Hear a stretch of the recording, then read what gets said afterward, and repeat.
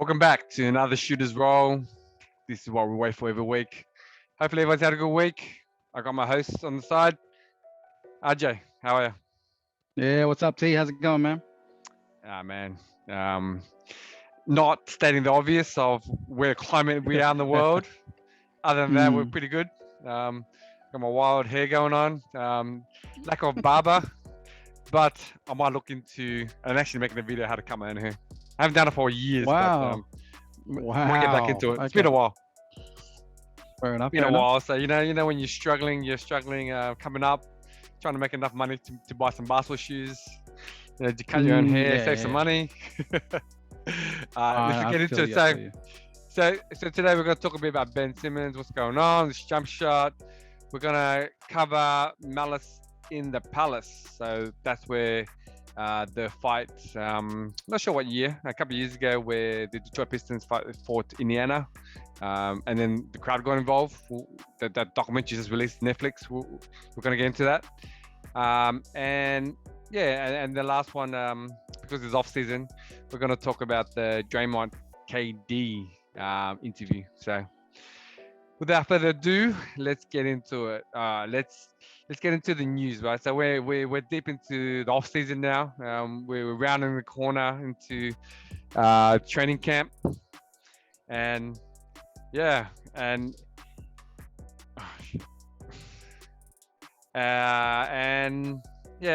guess I wanted to ask you. You know, it happens every year that Ben Simmons starts shooting threes in training. Like we've seen it many times. I think 2 years ago I was actually quite excited because the Olympics were coming up and Ben Simmons is Australian, and I wanted him to, I guess, start evolving into LeBron James 2.0. 5 years later, or 4 or 5 years later, it hasn't happened.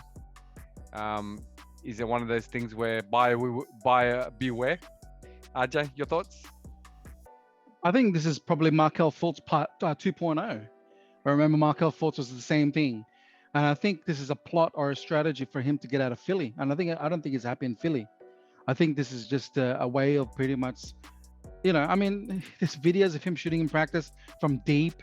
But when you get to the game, it's nowhere to be seen. So it's like, what message is he sending? I think the message he's sending is pretty much he wants out of Philly. I think he's not happy. I think, apparently he hasn't answered any calls from the coach, from the Embiid, coach from anybody. or Embiid, definitely. Like no So one for sent the me, Sixers camp. Yeah. So for me, that's just a pretty much telltale sign that hey, he wants out. So you know what? If he wants out, you should release him, and pretty much even if you get a bag of popcorn for him, just release him because there's no point of having anyone in your team that doesn't want to win and doesn't want to sort of excel, use, fine tune their weapons to sort of help the team win. So for me, I think he hasn't been happy for a while. He's not so much going to say it, I don't think. I think he's just going to show in his actions. His actions are pretty clear, I think. What do you reckon, T? Yeah, for me, it's buyer beware. Like all these NBA players in the off season, they shoot with no one on them, and they basically look like Steph Curry. Like you think about these videos, right? Like any video, it can be edited. I can shoot 100 3-pointers if I just keep on showing me hitting the jumper that I hit, just repeat 100 times. True. No one's gonna care, right? So then, if that's all it took to be like an NBA player and become Steph Curry, we'll basically everyone be in the NBA. True. Everyone be there, right? So yeah, so there's a lot of things doctorate. In terms of the Philly, like when Philly ended their playoff run, they kind of blame Ben Simmons, right? But that's fine. That it is his fault, right? But they shouldn't have thrown him under the bus. You know, it comes to Doc, comes to Embiid. You think about anything that if Ben wasn't thrown under the bus, there'll be more trade value for him. So right now there's the trade value for him so low. There's been a couple of trades suggested from Indy, Malcolm Brogdon and a couple of picks. I think the first pick this year for Ben Simmons, that's pretty much nothing, right? But people are trying. And then on the opposite end of the scale, Golden State, Philly reached out to Golden State wanting a truckload. They wanted Wiseman, they wanted the 7th pick, the 14th pick, and next year's pick. And then also Wiggins, right? So they wanted a haul. They and you think about who's behind it. The one in charge. He basically was from the Rockets. So they're asking what he's asking for is the same as what you would get for Harden. What you get for Harden, right? So Daryl Morey, man, he's asking for that. So Daryl Morey, I that's didn't it. expect the list. Yeah, That's the name. Yeah, it was off me. He's going out and he's trying to sell, this bomb car for Ferrari. So he's trying to pretend it's a Ferrari. No True. offense to Ben, but his trade value isn't that high now. So, like you said, if you go to training camp with him, is that going to be a distraction? I think it's going to be a distraction because it's an unresolved issue. You think about all the players that are meant to get traded and then they had to show up to a team. You think about, actually, we mentioned James Harden. Last year, James Harden had to show up to the Rockets camp after the offseason where he wanted to be traded. He requested to be traded. That's right. Yeah, he turned up out of shape. He turned up. He basically went to the clubs when there's a pandemic going on. Pretty much didn't care. He's just saying, "Trade me. I'm not going to try." So, He gained weight too. I will turn up. I will turn up and play because if I don't, I don't get paid. But I'm not going to try. My heart and soul's not into it. What can Philly do to basically not let this happen and become a straight distraction? I think they need to recruit better. I mean, this is the second time it's happened. Markel Fultz was the same thing. Apparently had a mental issue with shooting, which I kind of don't understand. Like, I'm not on their level, but I'm a shooter, but I just don't understand what the mental level is. Pretty much you just have to work on your mechanics. If he went through the whole college season shooting well, then all of a sudden he went to the NBA and just forgot how to shoot, or like choosing not to shoot. I mean, this needs to be really fixed up ASAP before the season started. This is becoming a problem. It's the second time it's happened. Like I said, it's just I think the recruiting process and it's a bit, I don't know, it's too shady. It's too much gray area, and I think they sort of need to look at it closely, so that it doesn't happen again. So maybe they need to see, well, look, are you going to shoot or not? That's one of the functions. I mean, you got two people, Markel with him before and Ben now, who are like not shooting at all. I'm just, what are you thinking? Like, what? There's a message you're sending, but not a lot of people are seeing it or like trying to understand what you're trying to say. So look, man, if you're not happy to say it, we're gonna try to figure it out, and we're gonna try and get rid of you one way or another.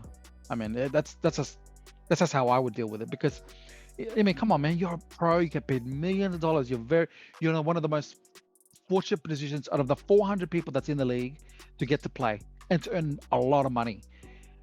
And if you act like that, I'm just thinking to myself, dude, like, are you in it for the right reasons, or are you just hitching it for the money and there's no passion? Well, there's no passion, anything, it's not gonna last. You know what I mean? So it's a shame, though.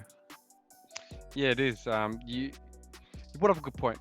Like, I think, I'm not sure about the NBA recruiting process, but for Philly to have it happen 2 times, there's definitely something going on in terms of a mistake, right?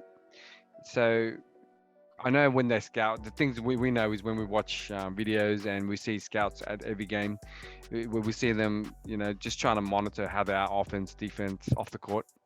There has to be also a psychological test, just to see in terms of, I think a lot of organizations do this when you try to apply for a job, just a general psychological test. Like Yeah. In Australia, around the world, we have Macquarie Bank, which is a big international bank. I know from friends, when they apply for that job, they do a psych test, and it doesn't matter if you've worked with them as a contractor for how many years. If you fail that psych test, then you can't get in. That's the rule, right? So I'm not. I don't think it should be that hard. in terms of getting into the company or a team, but there has to be some sort of level, right? Some sort of level. Like as we're getting better on this podcast and becoming better basketball analysts, I can see too. Like when you look at the draft, you look at the top 10 players versus the lottery versus the guys that are good players. A lot of you guys have like both ends, like to be a superstardom or basically be a flop. And we saw with Ben Simmons. Gonna come back to Ben is sure, like he couldn't shoot free throws, jump shots, or 3-pointers. I think when you play every day around basketball and you're used to the same crowd and you're used to the same energy, you're like, okay, cool, I can't do that. Who cares? And then as the playoffs go, and this is where experience of playoffs comes in. He made it to the conference finals, and because there's no other games on, right? There's no other games on. Everyone's watching him. Everyone's watching him, right? So then all that pressure came on him. He's like, oh shit, like I'm actually failing, and the whole world, the Twitter world, every social media was just hacking him. Like they're just telling him his next team is gonna be the Sharks in the CBA, Charlene Sharks, and that, it's really funny. That kept on going on, and that became a thing of the summer, right? Like any player that played bad, that he's going to the Shanghai Sharks. every player. So I think psych analysis needs to be in place. In terms of Ben Simmons, and he needs to get a psychiatrist, like even his agent or his parents or someone needs to just tell him that, or kind of break out his brain, because he's been playing this way since high school. This is one thing I was worried about him in high school. Like he never shot the ball. He never shot the ball. Like you look at his highlights, you Google his highlights on YouTube. All his highlights are dunking the ball. Could be good because he's bigger than everyone. He's bigger. He's more athletic. Like there is like one jump shot between like 10 dunks, and you're thinking, okay, like there's an issue here, and that's what I mentioned before. A bit like LeBron, like he was like that, but LeBron was never scared to take the shot. He shoot airbornes, he shoot whatever, miss the shots, but he wasn't scared. So yes, yeah, shout out to Ben. Yeah, shout out to Ben. Hopefully he can figure it out. Like 76ers need to move on, but they don't want to sell. They don't want to get pennies on the dollar for the trade. They don't want to give him up for like maybe just Wiggins, and like another player. But also too, Ben's issue is he only wants to play for LA teams or California teams. So Lakers are full. We can't afford him unless they have a big splash and they trade one of the key stars. It's not gonna happen. Yeah. Clippers, I don't think it's gonna happen because there's no space for him. What's he gonna do there? Yeah, what's he gonna do exactly? Like if you're gonna get rid of Paul George or Kawhi and replace him, like that's a lot of scoring that's lost. So he's like, Philly's in a good spot. Like if Ben just listened to, I guess, everyone and just started shooting the ball, like him and Embiid could rule the NBA for the next 10 years. But unfortunately, it didn't happen, and it's not going to happen. I think that he's going to stay 76ers to next season. He's going to turn up. He's going to play well. He's going to play well just because he has to. And they'll look for a trade partner where they can. And the further this goes along, the smaller value that Ben's going to take, because everyone knows he's disgruntled, right? Everyone knows he's disgruntled, and like I say, there's damaged goods. Like you don't know what he's going to get. Like is he going to be motivated? Like he signed that $175 million 4-year deal, and he's got not a long time to go for that deal to finish. And so you don't know what you're going to get. Like are you going to get a player with the same problems, or are you going to ask him to change? But he hasn't changed in all the years he's been there. So people say environment, like if he joins Golden State, like he would change, but he doesn't need to, because then he's surrounded by shooters. Like you think about it, so it's a hard one. As an Australian, as being selfish, and we want to see him in Paris, we want to see him in the World Championships. If he develops a jump shot in 2 years for the World Championships, man, we have a bona fide superstar to combine with our Boomers team that came bronze, and we have a shot to get gold. So I agree with that. Yeah, so we'll see. Hopefully all the best to him, but yeah, just a terrible situation. Yo, so let's get to it. back in when I was in high school, I was like a good punch 2004. up. Yeah. I was like a good punch up, and when someone's fighting in the yard, you get there and you want to see, you just want to see what's going on.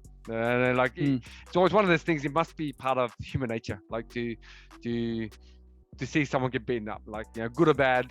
Hopefully it Mm. doesn't go too far, no one dies. But if someone has a disagreement as a man, hey, heterosexual man, like we It's just want to lay hands. entertainment value. We want to Entertainment lay value. hands. That's all it is. Yeah, It is what it I is. get Like it. this is why the UFC is great. Basketball in the '80s was great. These days, basketball is a bit soft. Let's call it what it is. It's soft. Correct. Correct. So, Malice in the Palace. Let's paint the picture. So two teams, Indiana Pacers and Detroit Pistons. They're pretty much neck to neck in terms of making the playoffs, being the top seeds. You on one side, you basically got the Wallaces. Was Rasheem there? Yeah, Rasheem got traded before that. Rashid Yeah, was Rasheem there. was there. Yeah, Yeah. And then you got Prince and all those guys. Chauncey. Yep. Yep. And then Rip. it was Chauncey on that team. Okay, cool. Yeah. Yeah. When I watched the documentary, I didn't see that. And then on the other side, you got Reggie Miller, and then you got handover to Steve Jackson. You got Jermaine O'Neal, and of course Ron Artest. So have you seen it? No spoiler alerts. Let's get to it. So Ajay, what do you think? I guess of this documentary, of how they tell the story compared to what we were told before in terms of what the NBA showed us. Yeah, and just look at that view. So from I guess my opinion is the Malice in the Palace showed me more of the player side. It showed me more player side on this side of the fence, where when it happened in 2004, it was the NBA like these guys are thugs, these guys are gangsters, they don't deserve to be in the NBA, they deserve to get banned. And because they presented us with this information and being the young age that I was, I just assume, okay, cool, they're like troublemakers, they got banned and they deserved it. Your thoughts on the documentary, just from the players' point of view and the NBA point of view. Oh, I think with a lot of things that I get edited and they get shared on media, and I think it's always one way and it's always biased. But that's why, like, when everyone says there's two tales to the story, there is two tales to the story. That's why I choose to watch all the other interviews by the other players. And they were right because they painted them in a very bad light. But to be real honest, I don't think that would have happened if that beer wasn't thrown. So, and let's get it straight. I mean, there's hockey goons all the time, hockey fights all the time. But do we ever say anything? Do we ever paint them in a bad picture? We don't. But because, I don't want to state into political sides here or any racism, but it's pretty obvious. I mean, my gosh, like I said, hockey fights all the time. We don't say anything about that. And we know hockey, what hockey's all about. Apart from the puck, there's fights. So they paint them in a really bad picture and they get to explain themselves in the documentary. You know what I mean? And it's funny to hear all this, what their sides are. And apparently, like, Ron Artest is now good friends with the guy that hit him. Yeah. Which is another weird thing which I can't explain. But hey, his name is Metal World Peace. Oh yeah, sorry, Metal World Peace. There's another name now. I think I forgot. I'm not gonna have too many damn names. But it looks like he did the right thing, Ron Artest. He did what he can. He put himself to the side. What he was advised by a psychiatrist. But of course, to anybody, when everything's inflamed and everything's at its tense, when someone throws something at you, it's on. Like, and you can't blame him because that's human nature. He's already fought, then he stopped, but someone had to reignite something again. So he had to go up there and sort him out. And the rest of his team who got his back, which they should, try to back him up. So for me, I don't really see that as thuggery or anything like that. Hey, I mean, if people want to get into it like that, they got into it like that. But all I have to do is pretty much say that the security for the palace, that the Malice in the Palace wasn't that great. And I don't think they planned it very well. And that's why it escalated that far. But if it was now, I don't think it would escalate that far. I think it would have just, by the time that Ben and Ron went at it, it would have just stopped it from there. But because of the security issues, and I think they hired like old fat guys, and there was only like three of them. I Three of mean, them. really? Like, what, three versus how many thousands? You Yeah. can't stop that. Yeah.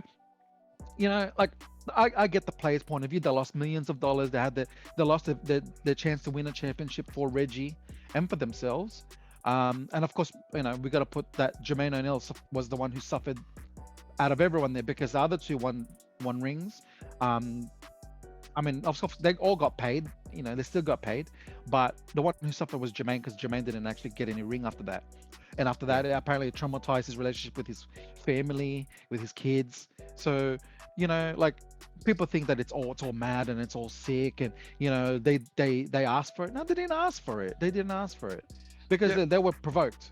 And that's the thing. Like, with a lot of fights, when people always blame the guy who wants to throw a punch, and then look at the person or what their ethnicity is, which I don't like. You got to look at as well the other side of who provokes it. Okay, that beer was a provoking thing, and anyone would jump onto it. Anyone. No one's going to hold back on that. Come on, would you? No. RJ, let's take it back to, I guess, the play that started it, right? So Indiana was up by, I don't know, 17 points. I think 17 points, if I'm not mistaken. And Ben Wallace goes up for a dunk or a layup, and then he basically gets fouled hard by Artis. That was fueled by Jamal Tinsley. That's right. Yeah. But I watched another video that Ben Wallace and Rasheem Wallace released it after the Malice in the Palace got released. This is another side of the story. So Ben Wallace said that he got hit. He got hit before. He got sucker punched by an Indiana player. He didn't want to name him. I haven't looked back into just to find out who it was, but he didn't want to get sucker punched again. So that was already in his head, right? So they're gonna smash in his run in. He gets a hard foul. Apparently, there's as you know, we still play pickup basketball. If someone's winning by so much, you don't foul, and you don't rub it in. You let it be, right? So imagine like they had a fast break layup, and I was running back, and I'm up by 17. I can foul the guy. I can try to block him and maybe foul him. But what's the point? The game's got a minute left. We're gonna win. And the fact that I have history with the guy going up, I'm not gonna foul him because he's gonna end up in a fight. So in terms of that, as a basketball person, Ron Artest, or Meta War Peace, what it's called now, I think he was in the wrong, but he fouled him. But then, to his credit, he apologized straight away.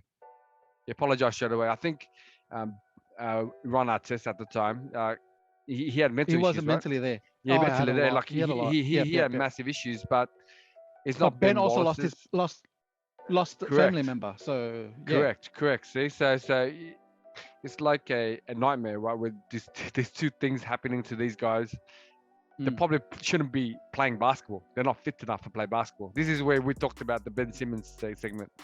So in their heads, they're not there. They're angry, whatever, and a couple of things set them off, right? So that's right. So you get those two guys at it, and then Ron Artest lies on the bench, and like, to a Detroit fan, if I saw that, I would feel that's a bit disrespectful. Of what Ron Artest did, Very. He lying down just and letting his teammates fight, and literally saying, "This is my lounge room. We're up by 17. I've had 5 drinks, and this guy, of the opponent's team, is pretty much rubbing it in our faces. We're having a bad night. My team's losing. And the games, everything's going out of control. There's no cops, no nothing. So I'm here, and I'm gonna throw the beer at the guy. That beer bottle thrown at Artest, I gotta say, that guy should play the lottery. Like, the way he threw it and to hit Ron Artest with one shot, man, that was amazing. That's amazing. It was a good shot, and hit him well. Yeah. But if it was a couple of centimeters off, then probably it would be no brawl, right? Yeah. So all on the court, you got this testosterone. Everyone's going at each other. to add the element of the crowd and run our tests and all the players running into the crowd, man, that was nuts. Like yeah, they started the brawl. A couple of I saw most of the players go up and try to help, and all the other players got hit by the crowd members, but they didn't fight back. You know, they pushed them off. It wasn't that dramatic. You know, so then everything gets taken down to the court. Some of the guys, like, there's a brawl starting. Literally, it's 12 guys plus their staff versus versus the whole. It wasn't in Detroit. It was Detroit in Auburn fan Hills. base. It was in Auburn Hills. So then that area is that area is known for roughness too, right? So there's a couple of things. That's right. That's right. All these things are marrying up. All these things are marrying up, like, and it's just a recipe for disaster. You know, like if you absolutely. If a couple of things was if those players weren't playing or they had someone else to help them get through the hard times, they wouldn't be playing, no issue. Then this actions led to different actions, and and then to see all the players get taken off the court and the crowds just throwing beers and bottles and at them, it's just a disgrace to the NBA, right? It's the worst part in NBA history. So, you know, and with good reason. I mean, if you see all the graphic, all the beers and chairs thrown, I'm just thinking, wow, like this is just offhand. Like you just can't believe that it's happening. So yeah, and to say that this was just a couple of years ago, and now the rules in place where if you go into the crowd, then you get banned like a couple of games straight away. So I guess this is to stop that. There's heaps more security to block that. Just a couple other points that I wanted to pointed out in the documentary too was I didn't know that actually they had court cases. They went out to the guy who threw the bee wanted to sue them. Yeah. Come on, man. Yeah, it's crazy. It's crazy, much. right? It's crazy. It's one of those things where society, where tall poppy syndrome, where someone has something, you know, you want to antagonize them, and then you actually want their money. But if these guys were normal guys on the street and had no money, then it wouldn't be in the story. So that's right. So it's a privilege, well, right? Because so they're world famous athletes with millions of dollars, you're willing to do that. Yeah. Yep. I don't know. Man. It's crazy, right? So, yeah, and so the documentary helped me understand the players' point of view. So they went to the Supreme Court, and literally, they were pretty much found innocent. So it was up to the NBA if they wanted to find him. That's right. Yeah, David Stern was the executor. Like there wasn't, because it wasn't an off-court issue. The union couldn't get involved. The players' union couldn't get involved. So David Stern, like compared to normal world court, like he was the judge and he was the executor, and there was nothing to basically they couldn't appeal. They basically couldn't appeal what he gave them. You know, like, you know, get to the Supreme Court, getting all that, it's fine. They were innocent, but at the end of the day, the NBA, which was David Stern, the CEO, the chairman, he handed out sentences and that's it. Like, he just walked away. Called them thugs. He didn't change the dress code. Yeah, change the dress code. It was like an opportunity. Like, if you. That's right. If you went to conspiracy theories, maybe you think that maybe this whole thing was concocted to basically get the NBA to a different level in terms of dress code and you know. Hey, that's what people are out there. True. Okay, but yeah, all right, fair enough. If they had all these things in place already, but it just fast-tracked it. And as a result, you know, Reggie Miller had a team where they couldn't compete for the title because they were one of the top teams, and having all those had the players best record. They had the best record. Yeah, having all those players banned was it was detrimental to their playoff success. And then the next year, same thing. Like just head cases. Too many head cases in one team. Too many head cases. True. Like there wasn't any balance. Even the chairman of the Indiana said that, you know, like he just wanted the best talent. Like he didn't care how they meshed. He just wanted them to be all on the court. Either it's going to be disaster or it's going to be perfection. So yeah, I really feel bad for Reggie Miller in that aspect. That was his one shot. That was his one So shot, yeah, because Jordan wasn't there anymore, and there's his shot to get through, but didn't happen. mm, A couple other points I wanted to put out was when Reggie Miller was helping, I think, Jermaine O'Neal get off the court. mm. Um, the police were trying to arrest I was the helping Ron players. Artest, and Yeah, and the security was about to like spray, what is it, pepper yeah. spray him, and I Pepper thought, spray. that's Yeah. not necessary. Pepper Yeah, spray. Reggie Miller. or Like taser or these guys. something. Yeah, these guys on the court have uniforms. Yeah, They you know, and the cops wanted to arrest him, but not arrest everyone else. Like that's in the the thing whole that's stadium. sus. Yeah. That's the thing that's sus. Like that doesn't make sense. I Mm. mean, come on. Yeah. So I guess you know, you come to your own conclusions, but there's a difference between the people on the crowd and the people on the court. Yeah. Mm. And yeah, that's their race. So it's crazy in that situation. We can get deeper into it, but the Malice in the Palace, the documentary, just showed all these angles for you to make up your own mind. That's So right. yeah, so for me, it opened my mind to see how Jermaine O'Neal was suffering from it. You know, and to see Steven Jackson, who also played for the Sydney Kings back in the day, to see him like his brotherhood and his friendship, like he didn't care Mm. if you had to take on like 30,000 people, he had your back, Yeah, you know, that's right. and that's something I guess I know for yourself and myself that's something that we do for ourselves and our friends and Yeah, family man. for sure. That's So right. That's right. Yeah. for sure, yeah. So yeah, so it's something good to watch in the off season. I'm Great happy they made documentary. it. Oh, I'm happy they mm. made it. I see all those players in different light. Your thoughts on the on that closing off? It was a well put documentary, and it gave you different angles of what actually happened. But mind you, like I already sort of give people benefit of the doubt unless I had two sides of the story. I don't want to just judge off what the NBA and all that, especially what's happening now. Like we all know what's happening now, so I don't want to judge nobody. People have their reason. So it's good to see that like there's reasoning behind it, which I already knew. You know, I don't want to judge anyone, and I know what happened, so it's fine. It's a well put documentary. Go see it if you haven't seen it. So it's a great documentary. Yeah, it's on Netflix. So yeah, check it out, guys.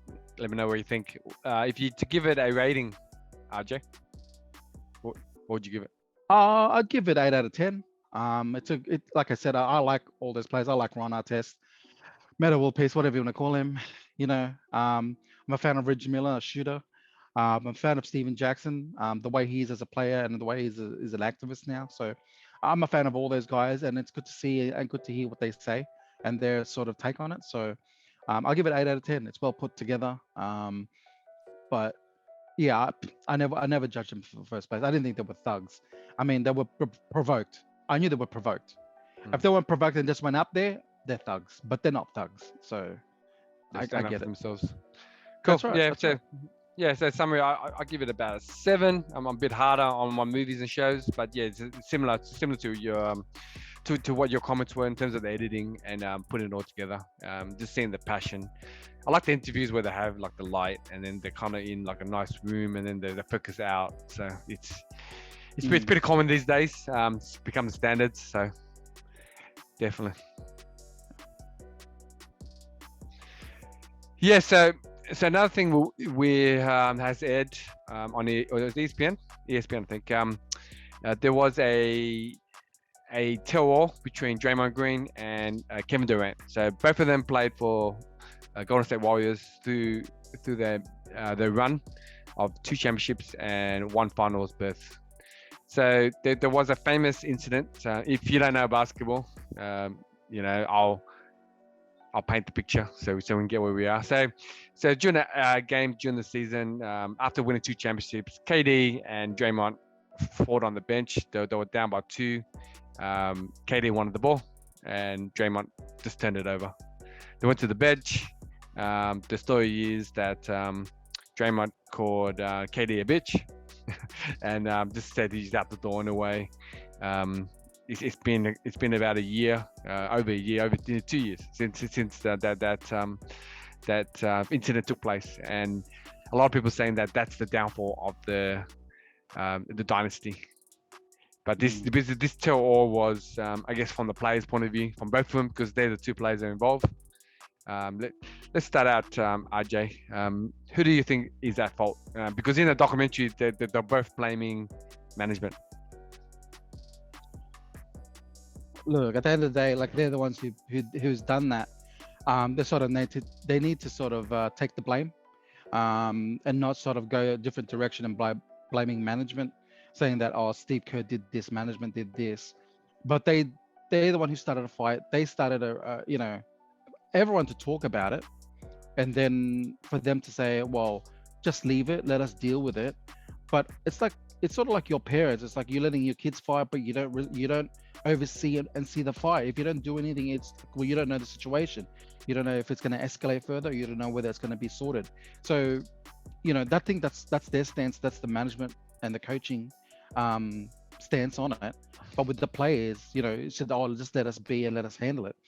That's not really, because you've got two guys with big egos, and you're going to let them resolve something. And you can see by their body language in practices and whatnot whether it's resolved. And I'm sure they were worried, so I think that's why they stepped in. And now for them to blame it, it's a bit low. You know what I mean? RJ, I think both of them were saying, remember the Bulls when Scotty wouldn't go back into the game, and they gave Tony Kukoc a shot, and he shot it and he won it, because he didn't go in the game when people wanted him to. They had a players only meeting straight after the game to resolve it. So I guess both of those players, the Golden State players, wanted something like that. They wanted something like that. Like I can see from their side, but in terms of blaming management, yeah, that's a bit much. It's a bit much. Yeah, and the Bulls didn't like their management, but they never really blamed their management. They took it upon themselves and sorted it out, which I think comes down to maturity. I mean, that Bulls team was really mature. These guys were still young, so they weren't gonna like, well, we'll sort it out. They're gonna be like, well, who are we gonna blame? So they blame the people that are paying them, and not sort of take any responsibility for it. So it's strange because if KD and Draymond wanted a players only meeting, they should have done it. I don't understand like what's holding them back. Like, why is the management fault? Like, if a players only meeting doesn't involve any coaches, like you get together, you talk about the issues, you resolve it, and especially they have a team of veterans. They had they had Andre Iguodala, they have Boogie Cousins. These guys are big personalities, and they basically will help the team, help resolve it. But I felt that, I think after that, Draymond and management didn't want to provoke KD because he's leaving regardless, right? So further on the conversation in the interview, Draymond asks KD, like, the third year you were pretty much out the door, one foot out the door. And then KD responds, he just wanted to do something different, but the way he approached that year, that was his last year. He didn't tell anyone that it was his last year, and he just wanted to play basketball. I understand from a ball player, like, if you're playing for a team, you want to zero in. His attitude changed. Like, we won 2 championships with him, and the third one, I think he didn't really want to be there, but it was one of those things where if you win 3 in a row, right? You win 3 in a row, it will be awesome. Like, you're basically in the record books. I'm pretty sure that was KD. Like, similar to LeBron when he got his 2 in Miami. I could see he was done. Like, just seeing the team was falling apart, but he went for 3 in a way just to see what happens, right? Similar to the situation. Yeah. So I guess the point I was trying to make with that comment was, KD was out the door. Do you agree with that, RJ? I think that argument had pushed him out the door. I think it was already out like before that, because he knew that he didn't really fit in. Like, those guys were a certain way, and he was a different sort of way, and he didn't fit that mold. So, but that argument really confirmed that he was really out.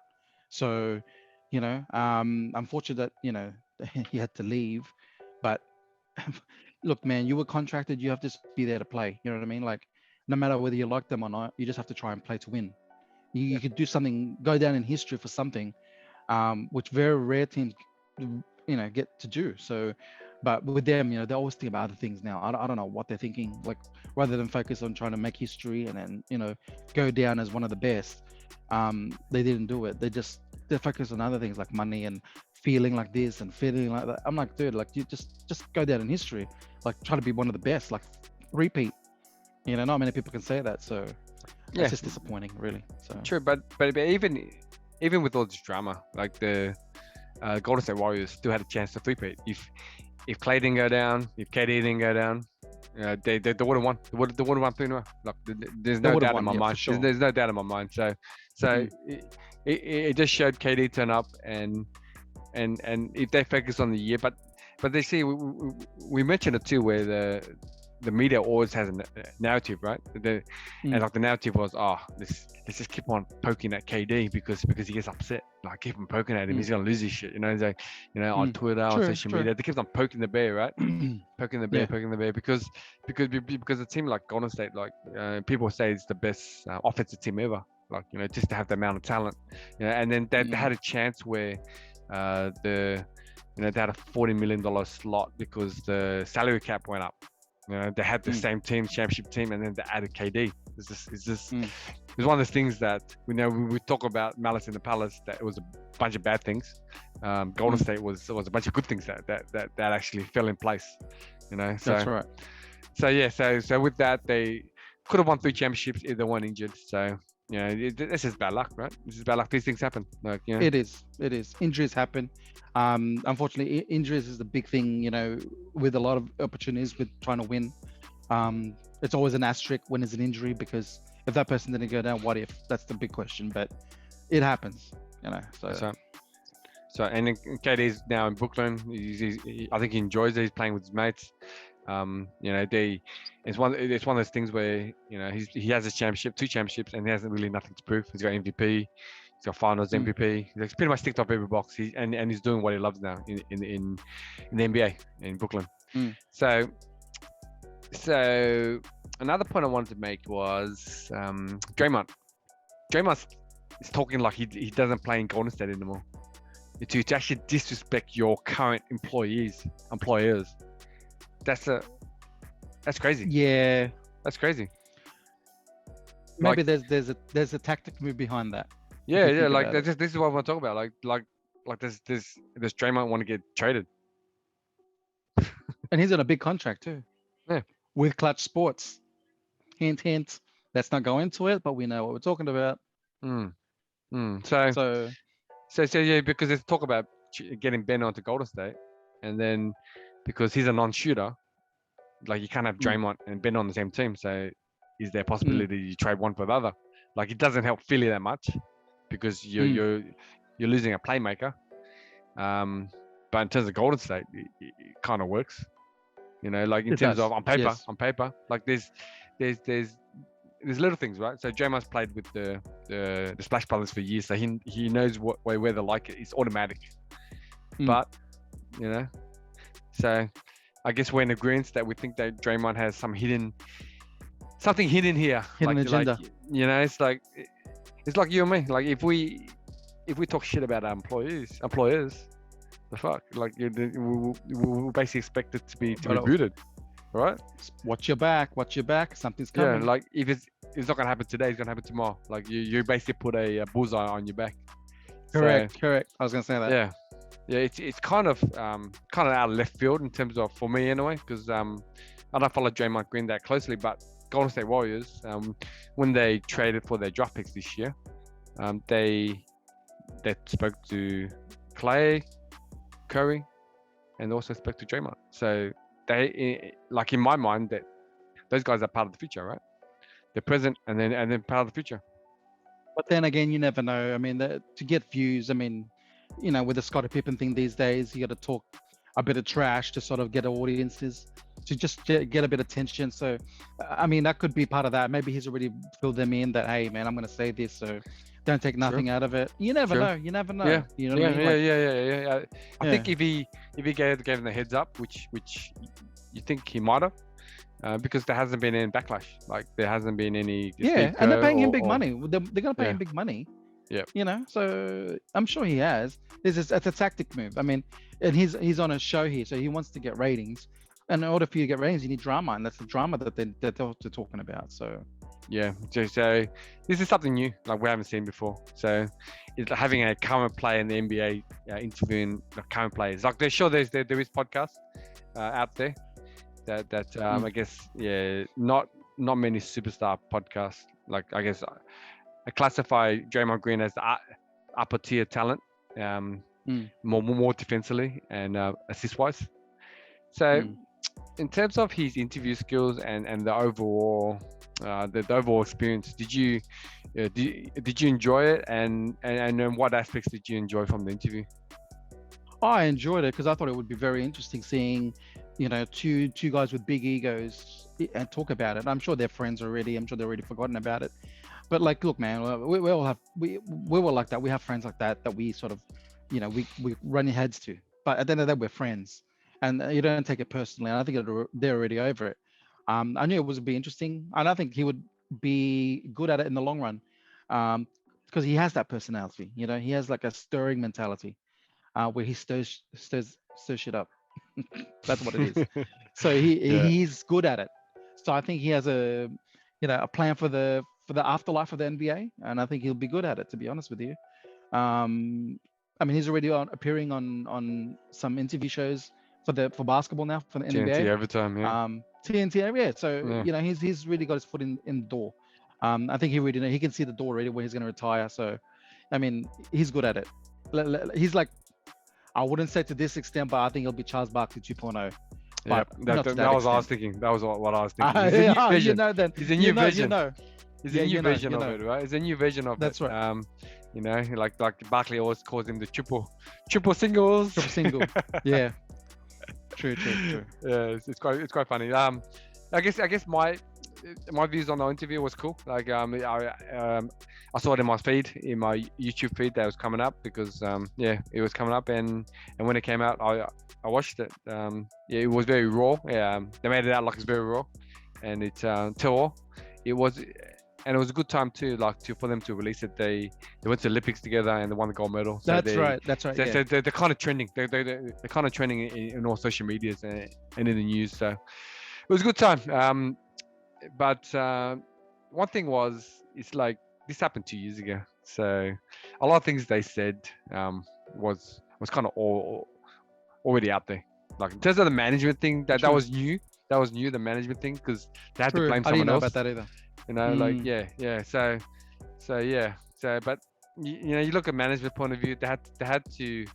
Draymond's the one that called the other player, you know, something, and there has to be some reprimand for it, right? Like you can't just let him go and let him do nothing, you know. And then everyone will just call themselves out, like you know, and a team will be all over the place. So I think Draymond's trying to get himself traded. He's setting up his career.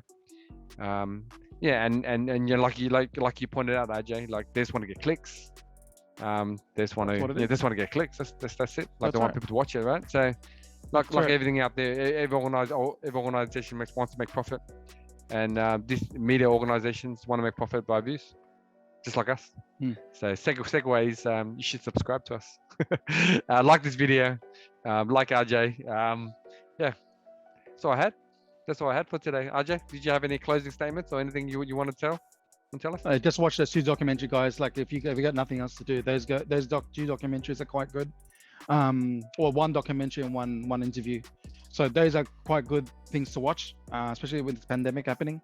There's a lot of insight into what happened. So Malice at the Palace and also Chips by Draymond Green with Kevin Durant. So check it out. It's a good watch. But apart from that, you know, till next time, guys. I mean, we've got more content for you coming up, so stay tuned. Cool. Later, guys. See you guys.